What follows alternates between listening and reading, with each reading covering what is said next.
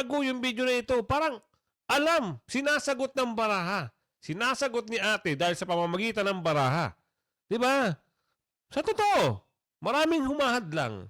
Pero, tuloy mo ate. Pero alam mo niyo po yung may divine intervention na kapag ang tao para doon, kahit anong harang mo, papunta siya doon. So darating ang time, magkakaroon lang siya ng napakaraming problema and basher and everything, pero darating po ang time, maaaring siya po ang susunod sa yabag ng kanyang ama. Wow! Aiming a new life, magiging makulay ulit. May isang, ang ibig sabihin po nito ay isang ibabash na naman siya. Yan. Hindi ko alam kung ano ibabash sa kanya, pero ito ay about naman sa, yun nga, sa father niya. Oh, totoo di ba? Ito na. Ito na ho yung hula. Lumalabas lahat. Oh, tuloy tita. Which hindi na dapat idikit sa kanya, pero since she is a Duterte, ang mga haters ni father niya, maaaring isa sa mga maggagawa ng paraan para siya ay umalis sa pwesto. At once na in-start niya, wala, talagang lahat ng nagbabash sa kanya is titiklop din. Kasi nga, meron siyang warrior life, past life. Siya'y palaban. Isa siyang lumalaban sa kung ano yung tingin niyang tama. Yes. Magandang hapon muli sa inyo mga kasama. Nandito naman si Kuya Goods nagbabalik. At kung hindi ka pa nakasubscribe, mag-subscribe ka na at hit mo na yung bell para updated ka sa ating mga video. Wow! Ito ang maririnig nyo, nakakagulantang, nakakabigla. Sabi ko nga sa inyo kung hindi ka pa nakapag-subscribe, mag-subscribe ka na. Anong meron ngayon? Kasalukuyan ho nangyayari. Yung nangyayari doon sa hula. Nangyayari na po yung hula. Etong hula na ito, isang taon na ho ang nakalipas. Pero sa lahat ho na mapapakinggan nyo, nangyayari na ho sa hula. Meron ding lumabas sa hula na yon na posible o pwede, may posibilidad na ang maging Pangulo ay si VP Sara. O kaya tapusin nyo yung video natin at i-share nyo ito. Hindi ito isang panloloko. Ito ay 1 year ago na nakita ko bigla na lumabas sa feeds ko. Kaya nagulat ako, pinanood ko, halos totoo po lahat. Ngayon, bago natin ipasok yung mga video na yon, yung patunay na yon, meron din akong video ipapakita sa inyo. Kung ano-ano yung maitim na plano, alam niya ito eh. Oo, yung tagapagsalita rito. Kung ano yung maitim na plano, na bisto. No? Kung ipipilit nilang ipipilit yung kagustuhan nila, baka ho magpresidente si VP Sara. Gusto nyo na ba marinig? Pero bago natin, siyempre, umpisa ng ating talakayan at reaksyon. Mag-like ka na at siyempre, share mo yung video. Isang like, isang share. Good sa tayo dyan, ha? Kaya like, and share. Eto na. Ipasok na natin. Tapos, yung hula, panoorin nyo, ha? Hindi ko na siya bibigyan ng konting reaction na lang. Pero gusto ko marinig nyo lahat ng hula na yun. Pero bago natin yun, ito muna slide na ito. Kahit alam na ni Martin Romualdez na pumalpak na ang plano kaya pina-abort ang mission ni Senator Amy Marcos, ang una ipa-impeach si VP Sara sa Quadcom kasama sa mga teroristang CPP-NPA sa HOR. Tapos si Martin Romualdez na ang i-appoint na Vice President, tapos isulong ang People's Initiative, Charter Change, sa Congress, gamit ang AKAP, para sa plebiscite ready na ang name, signature. Kasama pa ang valid ID, para naka-attach na sa COMELEC. Kaya kung si Martin Romualdez na ang Prime Minister sa Parliament government na unlimited na termino, ligtas pa sila sa haharapin nilang plunder case. Pero ang pananaw ni Amy Marcos sa paghain pa lang ng impeachment ng mga makakaliwa ay magiging daan para magka-ed sa people power na, baka wala pang isang linggo presidente na si VP Sara, kapag ipinili. Yun, narinig nyo? Ulitin natin ha. Baka wala pang isang linggo, pag pinilit nila yung kanilang kagustuhan, kasi nangyayari na ho yun eh. Sipin nyo kung ano-ano ang ginagawa nila para magkaroon ng disqualification si VP Sara pagdating sa 2028. So dahil matagal pang eleksyon, gagawa sila ng paraan di umano na magkaroon ng problema at masampahan ng kaso. Nangyari, di ba? Nangyayari. Okay, bigyan natin ng, ulitin natin ng konti.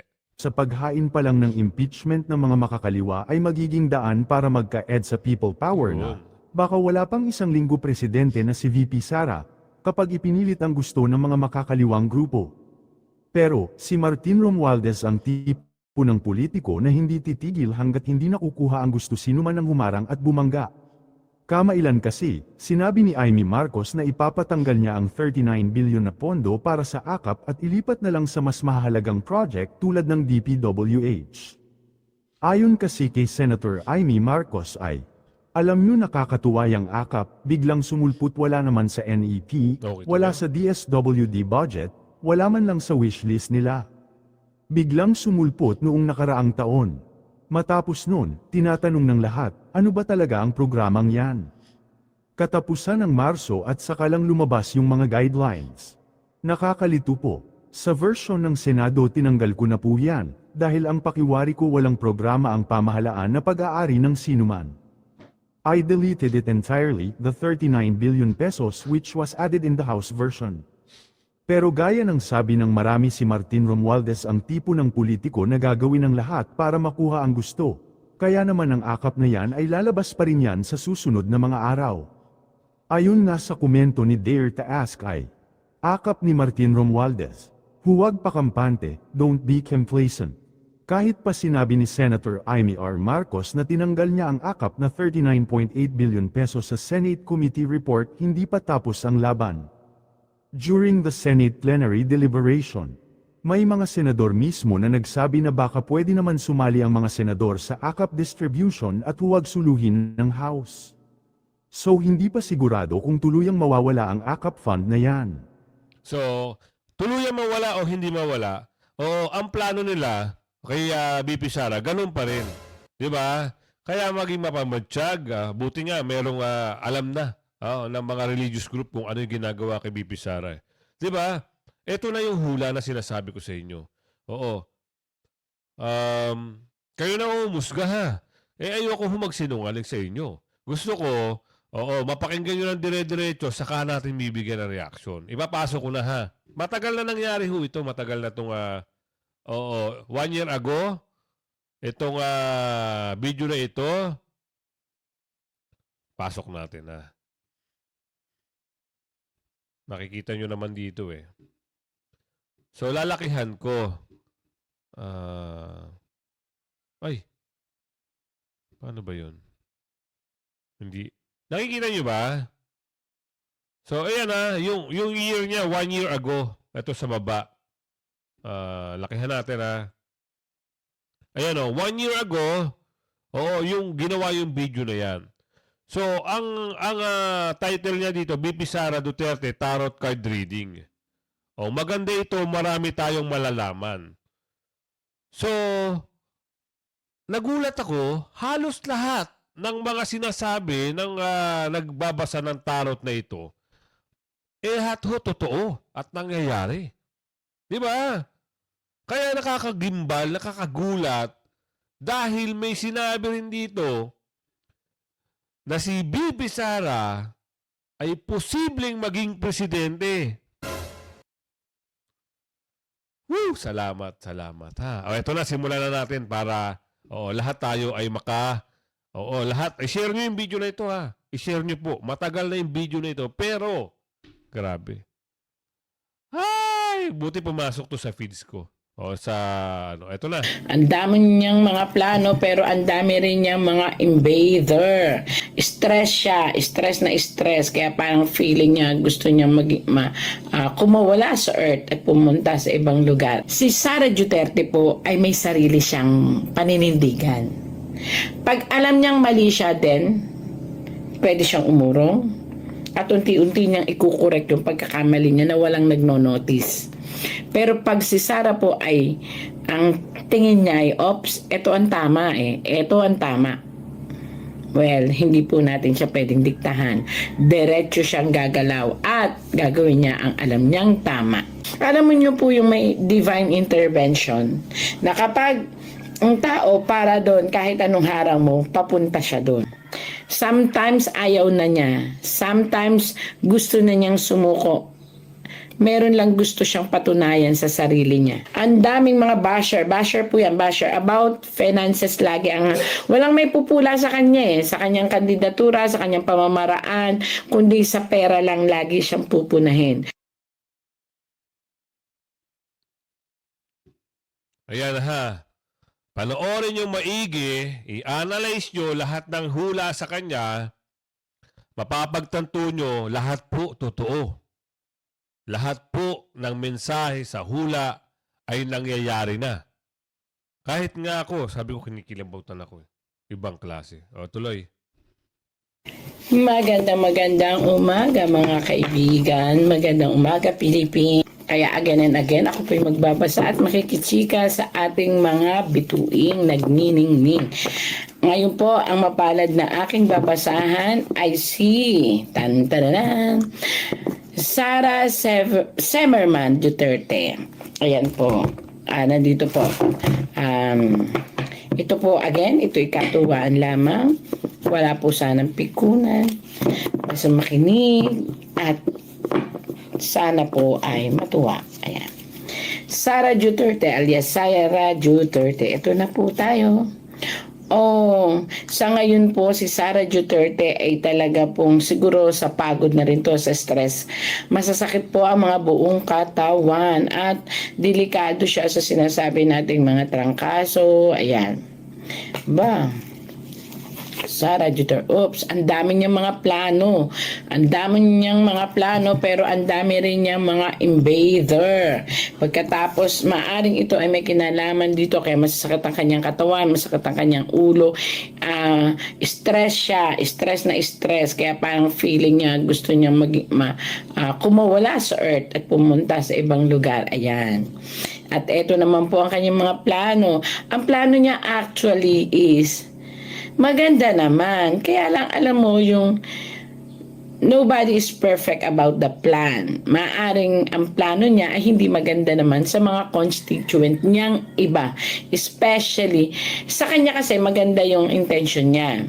Pero hindi nga, we cannot please anybody. So, ang dami po niyang ang dami niyang dapat paliwanagan, ang dami niyang dapat i-explain. Tapos yung mga tao nandun lang, napaka ng buhay niya.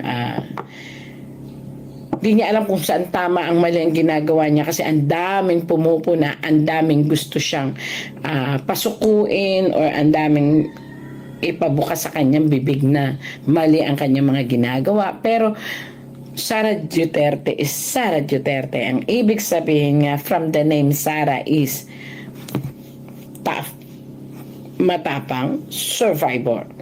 Sa mga pinagdaanan niya sa buhay, siguro itong nangyayari ngayon, parang flavoring lang ng life niya. Ayan. Sara Duterte, born to... Isipin nyo ha, hindi organized o walang pagkasunod-sunod yung barahan niya. Ibig sabihin, kung saan siya kumuha, yun ang babasahin niya. So tuloy natin. Be a person with a golden spoon sa mouth niya. So, hindi natin siya po pwedeng i-command ng kung ano ang gusto natin. Sara have his own way, her own way. kung paano patatakbuhin at isi-share ang kanyang galing sa mga tao. Yun ang hindi nakita ng mga tao kasi mabait, masunurin sa mga tao, pero nag-iisip. Kaya pag alam niyang ops, hindi ito para sa ikabubuti ng paligid. Hindi ako makasara, ha? Binabasa ko lang yung Duterte. Hindi ako any politiko, hindi ako. Kasi gusto ko, mabuhay lang ako ng normal, maging maayos. So wala akong kinakampiang politiko. Ito lang ang sinasabi ko kung anong sinasabi ng tarot. Si Sara Duterte po ay may sarili siyang paninindigan. Pag alam niyang mali siya din, pwede siyang umurong at unti-unti niyang ikukorek yung pagkakamali niya na walang nagno-notice. Pero pag si Sara po ay ang tingin niya ay ops, ito ang tama ito ang tama. Well, hindi po natin siya pwedeng diktahan. Diretso siyang gagalaw at gagawin niya ang alam niyang tama. Ayan. Ganun siya. Hindi naman siya spoiled brat, pero ganun po siya para siyang isang babaeng nasa katawan ng isang lalaki na nagtatago sa katawan ng isang babae, pero naman siya po tomboy or T-bird. Ganun ang karakter niya. Ay nako, napakaraming tao ang naghahangad na ang kanyang kasayahan. Ito masaya po siya at saka open siya sa lahat ng bagay. Maging open din siya sa feelings. Ay naghahangad sila na tarangkahan. Ibig sabihin tarangkahan ops, hanggang dyan lang ang iyong saya. Hindi ka po pwedeng mas sumaya pa. Hindi ka po pwedeng mas maging matayog pa ang pangarap mo. Kung vice president ka ngayon, ops, dyan ka lang. Hindi ka na papayagang mas umangat pa. Ibig sabihin, tita, maraming pumipigil, maraming kumukontra, maraming bumabatikos. Ganun ba? Oo. Parang hadlang ika nga. Oo. Maraming hadlang si BP Sara para mas umangat pa. Nakikita niyo mga kasama? 1 year ago yung video na ito, parang alam, sinasagot ng baraha. Sinasagot ni ate dahil sa pamamagitan ng baraha. Diba? Sa totoo, maraming humahadlang. Pero, tuloy mo ate. Pero, alam mo niyo po yung may divine intervention na kapag ang tao para doon, kahit anong harang mo, papunta siya doon. So, darating ang time, magkakaroon lang siya ng napakaraming problema and basher and everything, pero darating po ang time, maaaring siya po ang susunod sa yabag ng kanyang ama. Narinig niyo mga kasama? Darating ang panahon. Darating ang panahon na siya ang susunod sa yapak ng kanyang ama. Hindi malabo. Di ba? Napapansin nyo, maraming bumabatikos, maraming kumukontra, maraming humahadlang, maraming humihila pababa, maraming nagkakaso, iba't ibang impeachment case ang ipina-file. Oo. Lahat yun sinasagot ng baraha. Tuloy. Napaka-strong will po niya. Yan po yun Hinahanap lang po niya ngayon ang solusyon kung paano ipaliliwanag sa tao kung ano talaga ang gusto niyang mangyari. Kasi nga po, yun nga, sinasabi ko sa inyo, ang daming ops, wag yan. Ops, ganito. Ops, mali yan. Marami po siyang napapansin na ngayon, kaya parang naguguluhan lang siya. Pero once na tumayo siya at once na in-start niya, wala. Talagang lahat ng nagbabash sa kanya is titiklop din. Kasi nga, meron siyang warrior life, past life. Siya'y palaban. Isa siyang lumalaban sa kung ano yung tingin niyang tama. Ayan. Maganda siyang mamumuno. I mean again and again, hindi po ako Maka Sara Duterte. Masasabi ko lang po na binabasa ko ang tarot, maganda po siyang maging pinuno na kahit mismo sarili niyang kapatid ay lalabanan niya kapag alam niyang mali. Ayan. Marami ang humahanga sa kanya sa ibang bayan, ibang bansa po ito. Marami ang humahanga pero ayaw naman siyang hayaan ng mga tao na maging popular. Hindi ko alam kung sino yung mga tao niya pero dalawang tao po yan. Sipin nyo dalawang tao. nagkakaroon tayo ng idea, ano? Isipin nyo, yung mga nababanggit sa eksena, parang isa, dalawang tao, yung nagmamando di umano. Ibig sabihin, natutumbok na rito. Natutumbok na rito. Kung sino yung kilala nyo naman yan, di ba? I-comment nyo. Comment nyo sa comment section. Andyan yung mga sagot, nasa isip nyo lang. Madali lang yan. I-type nyo lang yan. Tadtarin nyo ng comment. Kilala nyo. Di ba? Dalawang tao. Palagay. Kasi ang sabi nga, hindi na itong, parang iba na yun. Iba yung presidente ngayon eh. Oo, parang hindi siya ang, parang, ano ba tawang term doon? Parang, siya yung harap, pero yung nagmamando, yung nasa likod, di umano. Di ba? Tama. So, tama. So, ngayon, ano pa ang kakwento mo sa amin na ayon sa hula, ate? Tita. Pero sa ngayon po kasi hawak niya ang popularidad kahit pa ho ito ay negative. Ayan. Isipin nyo hawak niya ang popularidad kahit negative pa ito. Ibang klase talaga. Whew. Alam na natin kung sino susunod na Pangulo ng Pilipinas. Tuloy. Sara Duterte suffering from depression to na nagli-lead into acidity and acid reaction siya ng parang something ito sa sikmura. So kinakailangan niya mag-ingat pa rin dahil tao pa rin siya at human body siya. Kahit ang past life niya siya isang warrior, ito ay hindi po pwedeng hindi maapektuhan kasi nga siya ay tao pa rin. Ayan.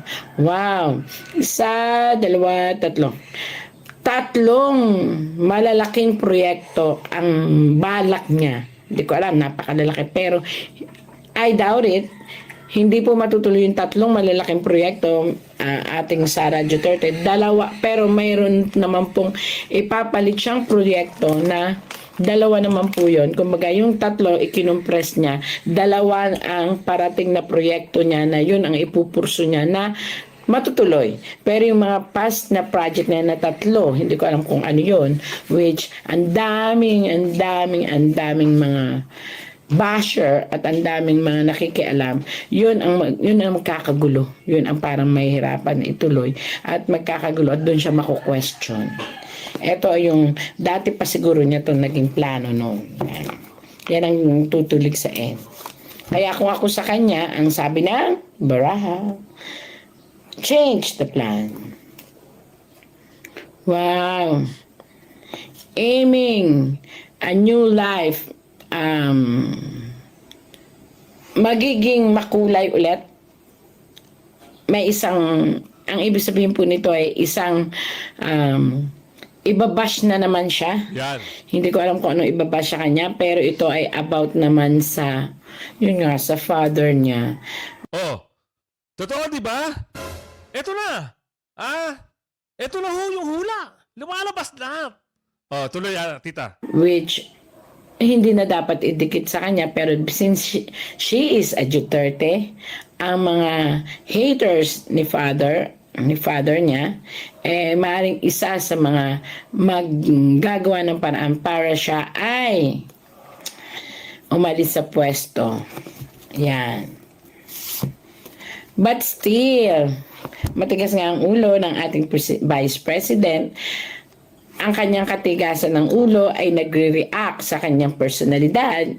Hindi. Lalaban siya kasi alam niya na tama ang mga naging desisyon niya. Kung meron mang mali, talagang aaminin niya. Ganon ang kanyang karakter. Galing Hindi ako pero she is born to be a politician. Yan. Even she don't want.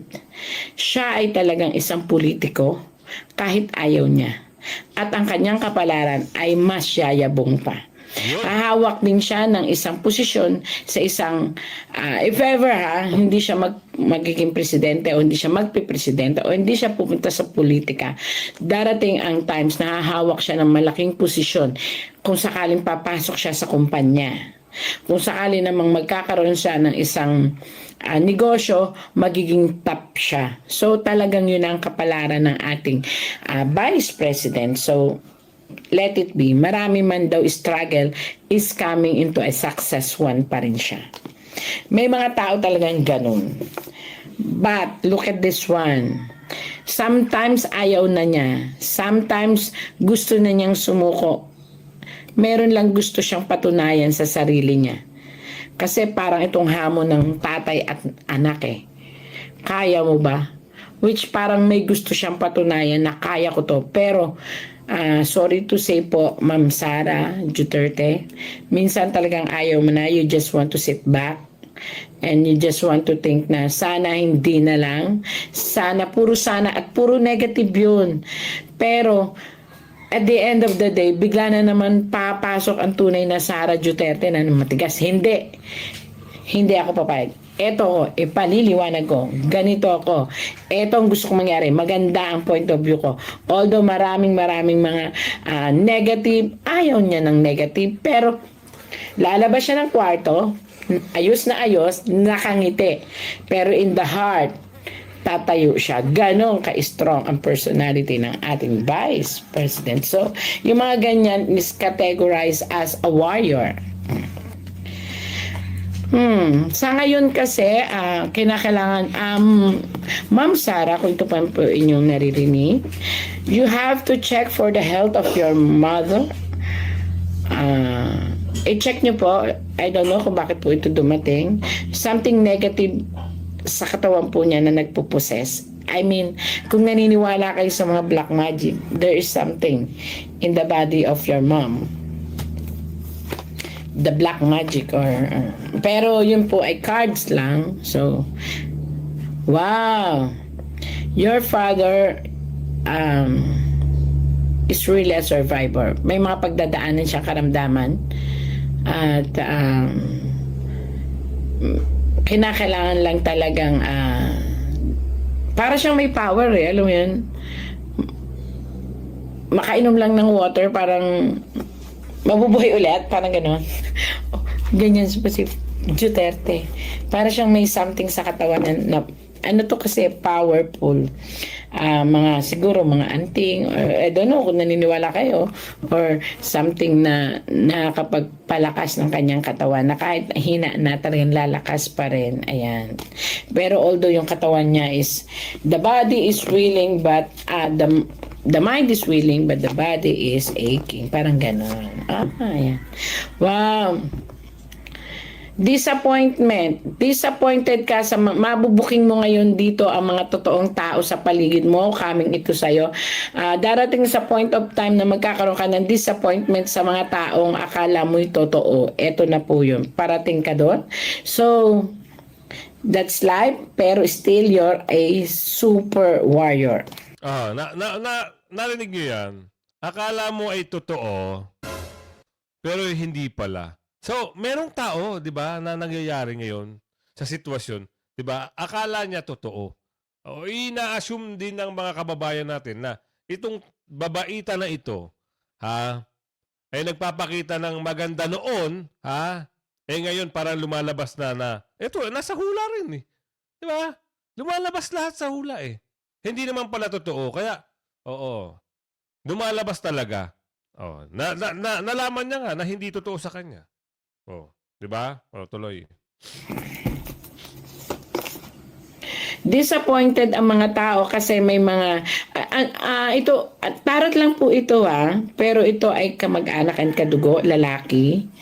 Pakaingatan kasi baka ito ang magdulot ng disappointment sa buong family Duterte, I don't know. Pero pwede pang i-correct kasi ano naman sila, kahit sabihin pa natin Duterte sila, willing naman silang i-correct ang kanilang pagkakamali. Ang problema lang, may mga tao kasi na hindi makapagsabi sa kanila ng dapat na gawin kasi Duterte nga parang takot sila. Pero ang kailangan kasi ng mga anak ng Duterte ay yung tunay na nagmamalasakit, yung tunay na magsasabi ng katotohanan. Pero mababait sila. They can accept the payo. yun lang ang gusto nila ay yung ma-feel din nila ang sincerity, hindi yung pinayuhan mo sila because of your own ambition or because of your own love yourself, parang ganon. So ito yung kailangan ng mga anak ng presidente ng Duterte. Yan. Wow. Ang life ng kanyang love life ni Sara Duterte is okay. Kung sakali man may lahat naman ng mag-asawa dumadaan sa mga lapses, kasi wala siya talagang timing. So, maaring yung time frame, yun ang hinahanap ng kanyang mahal. Plus, syempre, yung dedication niya bilang asawa, doon. Yun lang ang mga lapses niya, pero she provide everything na dapat na maunawaan ng kanyang asawa yon. Ooh. Dadating ang time, magdadalawang isip ito kung itutuloy ito sa pagka-presidente ang kanyang upuan, or another is bababa siya, bababa siya bilang isang governor or something, or mayor or something, or iaangat niya ang level ng kanyang kandidatura pagdating ng panahon into a president. So, let's wait. Sana lang, iangat niya, ha? Kasi sa mga yan nangyayari ngayon, kailangan talagang umupo si VP Sara. Mga kasama, kayo ho ay mag-comment na. Gusto nyo ba na mag-presidente si VP Sara? Tadtarin nyo ng comment yan. Tsaka i-like nyo ng i-like yung video at i-share. Tuloy. Siya pa rin ang magdi-decide. Wow! Para po sa lahat, hindi naman talaga perfecto ang mga tao, di ba? Pero nasa linya po niya talaga ang mamuno. So, again, hindi po ako Duterte, Sara, na supporter. Ako po ay nagbabasa lang ng tarot. Ang binabasa po, napansin nyo naman, kitang-kita dyan, nakaganon. So, matayog ang pangarap at matayog ang tala. Hindi lang pangarap ang kanyang pagkatao, ang kanyang siya. Ang future niya ay matayog. So, it's up to the people. At it's up to Duterte, to Ma'am Sara Duterte. O, di po ba? Ayan. Sa kanya, pero yun ang kanyang kapalaran. Marami siyang what if, pero dahil nga matapang ang dugo niya, dahil nga survivor siya, parang sige na nga, follow the water, diba, ganun, sumunod na lang.